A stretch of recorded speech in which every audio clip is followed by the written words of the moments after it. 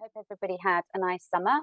It's not feeling very summery at all now, is it? It's feeling almost, I think, autumnal, I would say. But it's lovely to be back. Welcome back to our CHASM seminar series. We're absolutely delighted to be joined today by Beatriz, who is, she's a member of our CHASM ECR and PGR network, which is wonderful. And that's how we've come to know Beatriz and her work. And she was supposed to be with us in person, joining us for a rare but very much welcome in-person international visit and event and delivering this seminar, but it was not to be. Visa issues aside, it's not to be. But of course, the beauty of doing it this way means we can still deliver stuff online. So it's wonderful to have you, Beatriz. I'll just say a few words, of course, about Beatriz and her work, and then I'll hand over just as soon as for you to start sharing. But Beatriz is a research fellow in quantitative data and statistics at Monash Centre for Youth Policy and Education Practice. That's of course in Australia. She joins us all the way from there. Her research focuses on the study of disadvantaged young people and how to measure and model it, and to acknowledge that this is a problem with multi-dimensions and levels. I mean, I'm hoping it's all going to become clear, Beatriz, because I have to say it's probably a little bit over my head. Beatriz completed her PhD in advanced quantitative methods at the University of Bristol here in the UK. Nice to see you, Caroline, from the University of Bristol. And she has over 10 years experience in quantitative social research and expertise in a variety of statistical analysis techniques, including impact evaluation methods. Beatriz's latest research focuses on the lives of young Australians and their financial experiences. And of course, that is the subject of today's seminar, particularly their experience of BNPL, buy now, pay later products, and their connection to food insecurity. So without further ado, and that sounds fascinating to me, I'm sure to everybody else here, I'm going to hand over, Beatriz, to you. And if you can start sharing your screen, that would be wonderful. Hello, everybody, and thanks, Liz, for your introduction. It's a pleasure to be here. And yeah, as Liz said, I'm going to be talking about the connection between buy now, pay later services and food insecurity for young people in Australia. Before we start, I want to start by acknowledging that I'm joining you today from very sunny Basel in Switzerland, but I have the privilege to work and live in the land that has been kept for thousands and thousands of years by the Kulin nations. And I recognize that sovereignty was never ceded. And I acknowledge the Aboriginal and Torres Strait Islander peoples and elders present, past, future, and emerging. I also want to acknowledge that this research is not only mine. So I have the privilege to work with a team of people at SciPep. So Lucas Walsh, Kathy White, Masha Mikola, and Blake Cutler made this specific piece of research possible. So let's start with what I want to do today with you. So, about food insecurity in developed countries is very uncommon. So when we talk about food insecurity, this is usually linked to low and middle income countries. And there are basically two links in the literature about food insecurity and debt. So the first one is that debt is a protective factor or a coping mechanism. And that means that people get in debt so they do not have to struggle with food insecurity. Or there is also evidence of debt is being discussed as a risk factor. So basically people who are offering debt tend to have food insecurity or have a highest risk of being food insecure. And one critique for these studies focusing on food insecurity and debt is that they're mainly focused on traditional banking products, so like credit card or mortgages or different kinds of loans, but the digital financial literature, digital financial products linked to food insecurity is still understudied. So just to give you some context about Australia, we have evidence of young people having very negative opinions about traditional banking, that they basically see traditional banks as heartless companies that they just want to take advantage of young people and people in general. There is also a context of people moving away from transactions in cash. So almost half of transactions when they are in person, they are made using contactless cards, either through the phone or through like a physical card that is contactless. And anyway, 50% of purchase transactions in Australia in 2019 happened online. There is also a push in Australia for more regulation about buy now, pay later products, specifically because they're being targeted very effectively towards young people who are their largest customer base. And the narrative is that this marketing and this targeting is putting at risk young people. So what we want to do with this piece of research is to test the two possibilities. One is that using buy now, pay later causes food insecurity. And the other one is that food insecurity leads people to use buy now, pay later products. So what is new about this specific piece of research is that we're focusing on young people, those who are aged 18 to 24, and they are not only those attending university, which is often what happens with the food insecurity literature in around high developed countries, high income countries. It is basically that the research is conducted with university students. So I imagine those who are close to the reach of researchers, while we're using a nationally representative sample of young Australians, and they're in a diverse set of situations, not only attending university. It is, as I say, a nationally representative sample, and we're looking at digital financial product, specifically buy now, pay later, and that moves away from the focus on traditional banking products. And we are attempting to derive some causal links and not just correlational evidence. The way we do that is building on the data from the 2021 Australian Youth Barometer. And the Youth Barometer includes, it's a mixed method study, but here I'm just using the survey component of the barometer, which was a survey of 505 young people. It is built to be representative of young people in Australia. It took 14 minutes for participants to complete.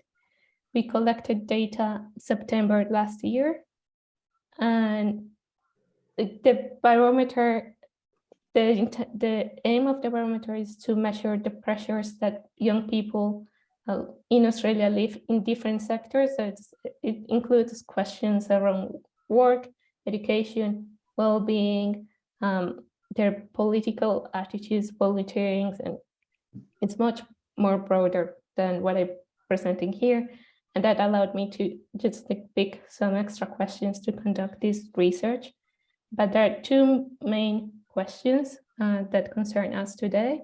And the first one was, in the last 2 years, was there any time you have run out of food and were unable to purchase more. So for that one, it was 25% of young people selected that they were food insecure. Sorry about the typo in the slides. And the other one was, do you use buy now, pay later services? And for that, it was 57%, if I'm not wrong, of young Australians who have used buy now, pay later in the last 2 years. So if we split it between for our two hypotheses and see who uses buy now, pay later, and whether or not they are food secure or food insecure, we can see that food insecurity prevalence is higher among users in comparison than non-users.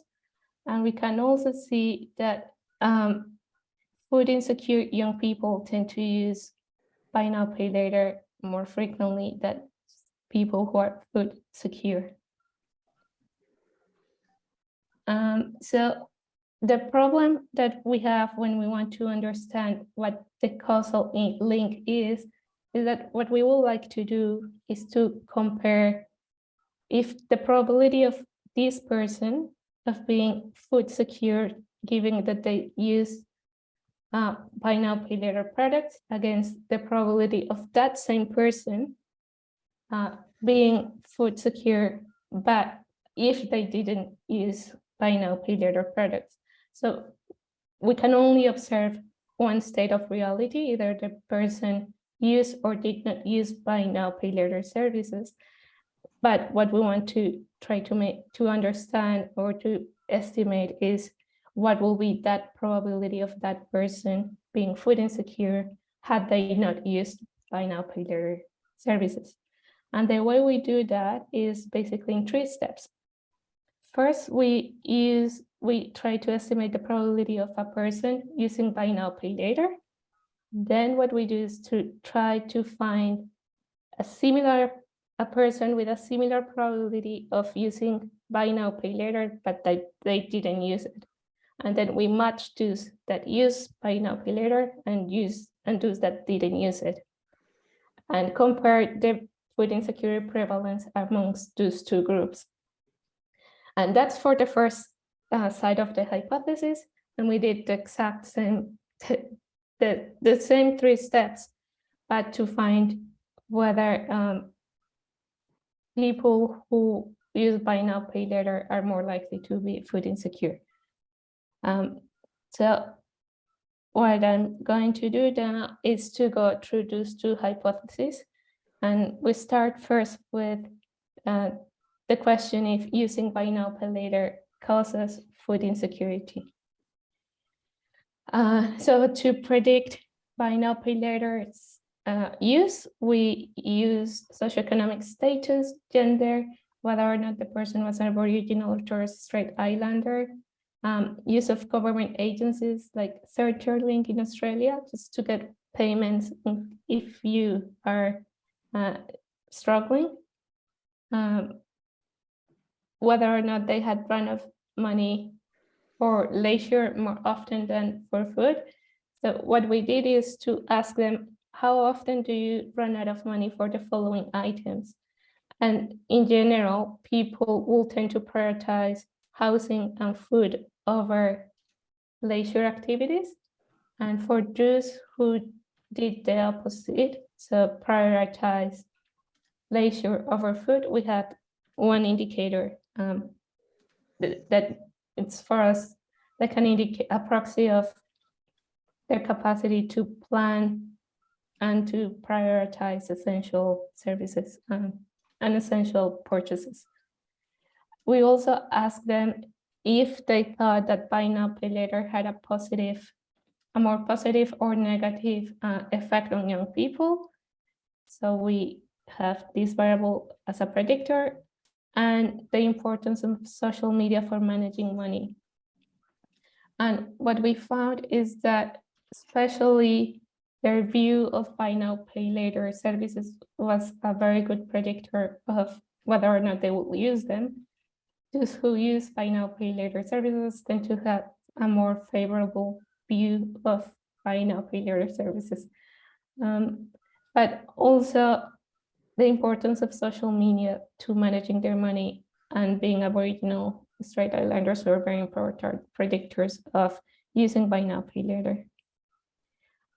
So this is the result of our matching, and the aim of this slide is simply to show you that we do have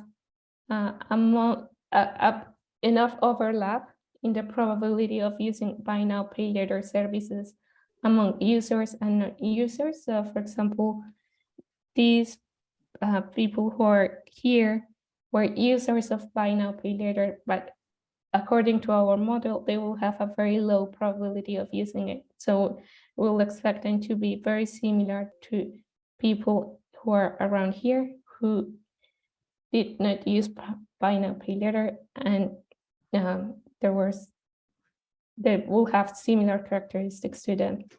So when we matched the sample, we were able to match 258 buy now, pay later users and 229 non-users. And if we calculate the food insecurity prevalence in this matched sample, we can see that the prevalence of food insecurity is higher. It's 42.4% higher among users of buy pay later products that amongst those who are non-users. So this is basically evidence of a causal link in the sense that using buy now, pay later is causing food insecurity. It's in that direction. So we do the other way around. Does food insecurity drive the use of buy now, pay later? And again, we follow the same 3 steps. So we have different predictor variables to try to separate the 2 models. So in this case, we still have socioeconomic status, whether they're or not they're Aboriginal or Torres Islander, whether they have a disability, their housing situation, if they have experienced unemployment and financial difficulties, and if they had run out of money or leisure other than food, as we did with the first model. And a last indicator of whether or not COVID had affected their financial situation.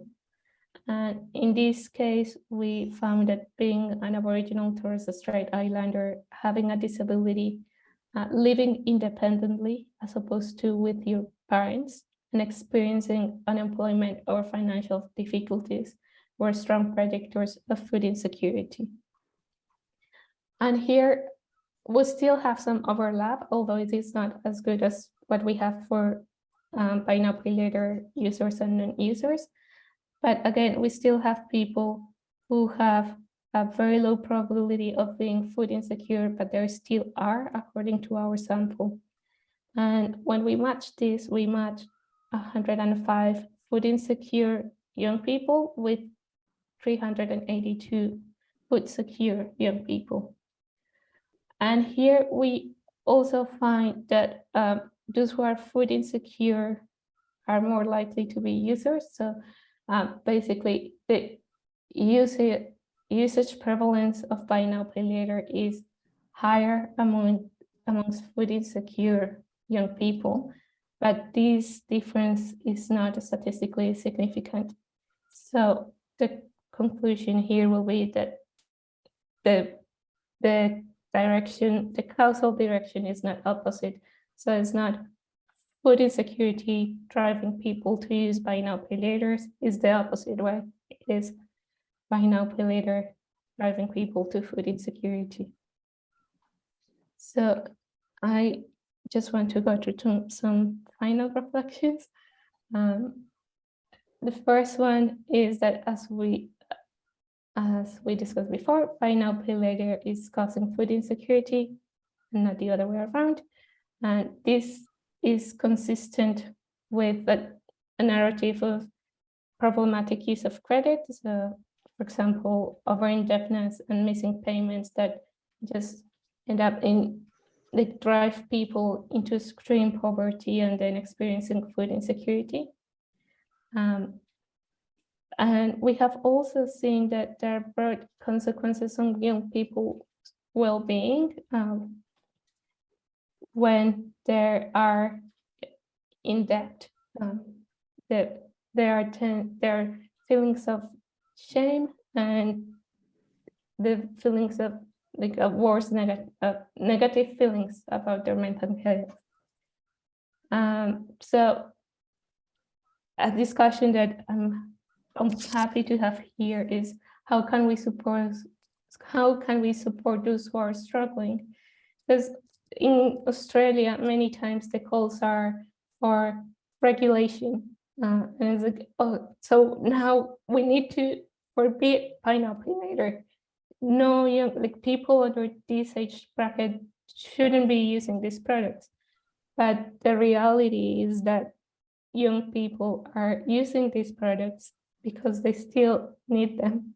So even if we remove and regulate pineapple later services, they're going to go and try and find the next alternative. So what is that going to be?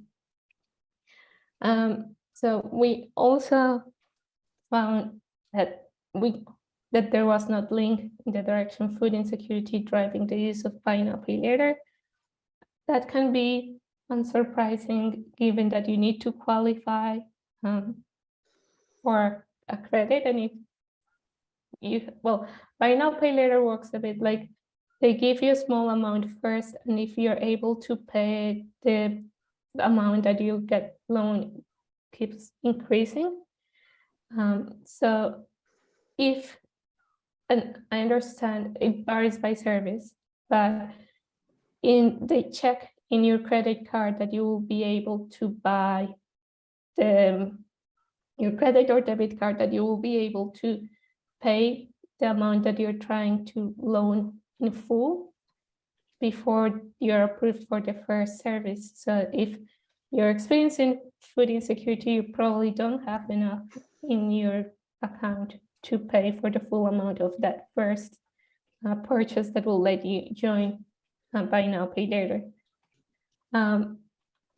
But there is ample evidence in Australia about young people and people of all age brackets who are in disadvantaged situations, and what is referred to as entrenched disadvantage, which is one that is not just sporadic, but one that tends to happen over and over again in life, and that people struggle getting off those poverty cycles.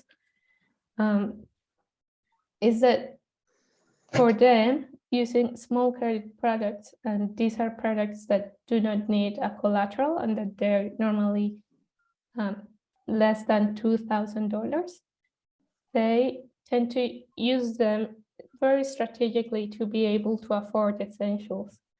So again, it is these kind of products are used by probably not all the population, but yes, by a very specific, particularly disadvantaged group of people who navigate through life and be able to afford essentials.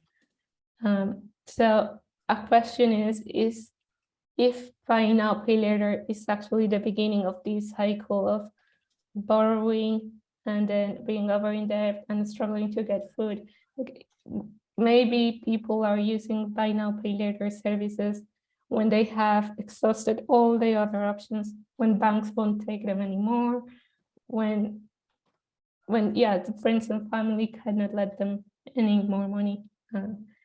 So yeah, we also need to understand better when in the strategy does buy now, pay later enter into the consideration.